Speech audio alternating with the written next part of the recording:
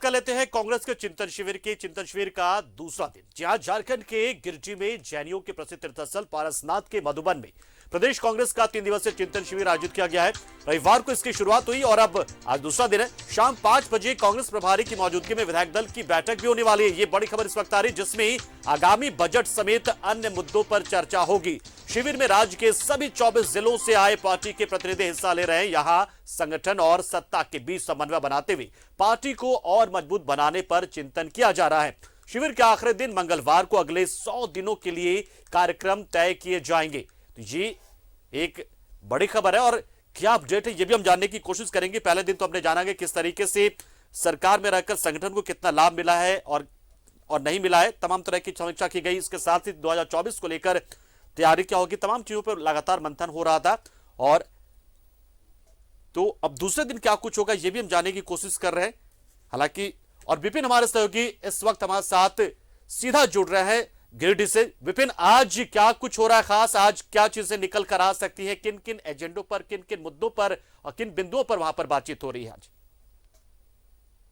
जी देखिए, सुबह 8 बजे से ही आज चिंतन शिविर के दूसरे दिन का आगाज हो चुका था और आज की अगर बात करें तो अब तक जो कांग्रेस के राष्ट्रीय मीडिया प्रभारी है रणदीप सिंह सुरजेवाला ने इस चिंतन शिविर को संबोधित किया है। सचिन राव जो ट्रेनिंग इंचार्ज हैं कांग्रेस के, उन्होंने यहाँ के चिंतन शिविर को संबोधित किया है। इसके अलावा जो स्थानीय झारखंड के कई बड़े नेता हैं उन्होंने भी चिंतन शिविर में अपनी बातों को साझा किया। और जिस तरह से जो बातें अब तक उभर कर आ रही है कि सरकार और संगठन में बेहतर तालमेल हो सके, जो कमिटमेंट पब्लिक से पार्टी ने किया था चुनाव के वक्त वो पूरा किया जा सके।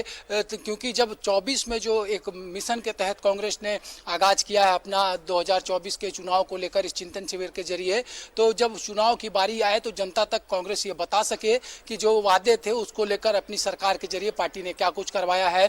और जिस तरह से बात की जाए, सुबोधकांत साहू जो पूर्व केंद्रीय मंत्री हैं, उन्होंने भी आज अपने संबोधन में कहा कि सरकार में जो फैसले हैं वो एक तरफा हो रहे हैं, कांग्रेस की भागीदारी थोड़ी कमजोर नजर आ रही है। तो इस सब तमाम चीजों में जो अभाव है तालमेल का, उसे दुरुस्त करना होगा, कॉमन मिनिमम प्रोग्राम बनाना होगा, कोऑर्डिनेशन की आवश्यकता होगी। तब जाकर जो अभी भी बचा हुआ वक्त है उसमें सरकार और बेहतर तरीके से परफॉर्म कर पाएगी, जिसका लाभ 2024 में मिल सकता है। अंदर क्या कुछ और हुआ है पंकज, इस पर हम बात करते हैं। हमारे साथ प्रदेश कांग्रेस के प्रवक्ता राजीव रंजन प्रसाद हैं, हम उनसे सीधे जुड़ेंगे।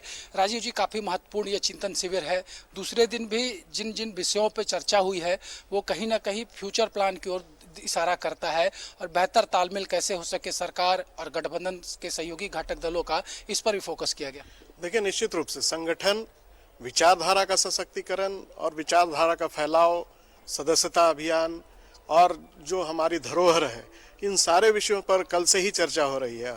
और अब का जो सत्र है, जिस प्रकार से मीडिया प्रबंधन, सोशल मीडिया के जरिए पार्टी का फैलाव, लोगों के बीच में अपनी उपस्थिति बनाना और 24 की तैयारी, इन सारे विषयों को लेकर के व्यापक विचार विमर्श हुआ है और जिसका फलाफल आपको आने वाले दिनों में देखना को भी मिलेगा।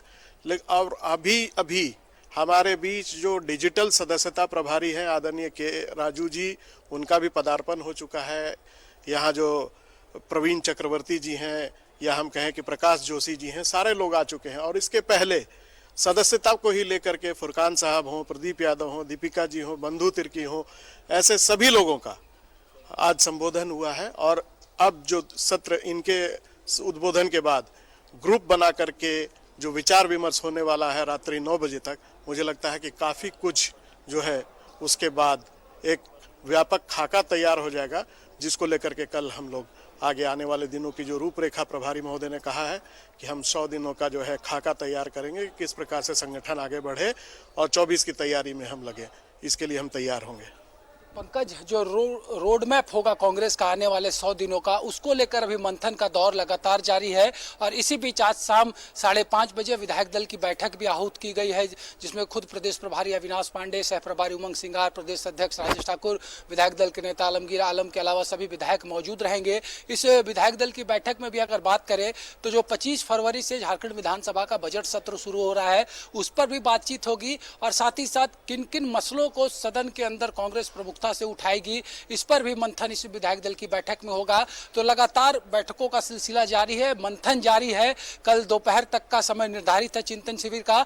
उसके बाद एक नए रूपरेखा के साथ झारखंड में कांग्रेस अपनी राजनीति को गति देगी। उन तमाम चीजों को लेकर फिलहाल प्रभारी जो है वो आकलन करने में जुटे हुए हैं। विपिन, एक अहम मुद्दा ये भी है, क्योंकि पिछले दिनों सीएलपी आलमगीर आलम की ओर से कहा गया था कि हम एक बड़ी बैठक करने जा रहे हैं, 2-3 दिन में उच्च स्तरीय बैठक पंचायत चुनाव को लेकर। क्या पंचायत चुनाव को लेकर भी कांग्रेस चाहती है कि सरकार जल्द से जल्द उसका ऐलान करे? उस पर भी क्या इस पर सुगबुगाहट थोड़ी देखने को मिल रही है?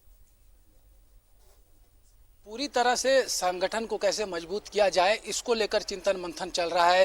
तालमेल कैसे बेहतर बनाए जा सके सरकार में, इस पर भी चर्चा है। और जरूर ये भी मसले हैं जो राज्य के ज्वलंत मुद्दे हैं। और जिस तरह से अगर पंचायत चुनाव की बात करें तो बीते दिनों ही जो राज्य के ग्रामीण विकास एवं पंचायती राज मंत्री हैं आलमगीर आलम, उन्होंने स्पष्ट कहा था कि बहुत जल्द मुख्यमंत्री के साथ बैठक होनी है, क्योंकि बीते दिनों कुछ जो गाइडलाइंस आए हैं राज्य में पंचायत चुनाव को लेकर, तो उसका भी अध्ययन सरकार करेगी। और तमाम चीजों के बाद जो है वो चुनाव की प्रक्रिया के लिए सरकार लगभग तैयार है। और बहुत जल्द इस बात की भी संभावनाएं हैं कि क्योंकि अभी विधानसभा का बजट सत्र भी आ रहा है, तो ऐसे में तमाम चीजों से समय निकालकर पंचायत चुनाव को भी सरकार ने गंभीरता से लिया है। और उम्मीद की जा रही है कि बहुत जल्द इस पे भी राज्य की सरकार जो है वो निर्णय लेगी।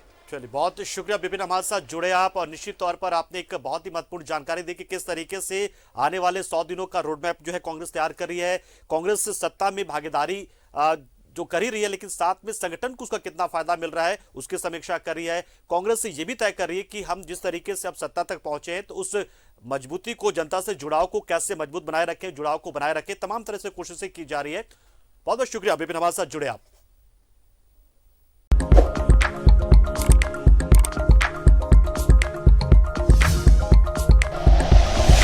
Like and share videos, subscribe करें हमारा चैनल और प्रेस करें बेल आइकॉन। न्यूज़ 11 भारत, सच है तो दिखेगा।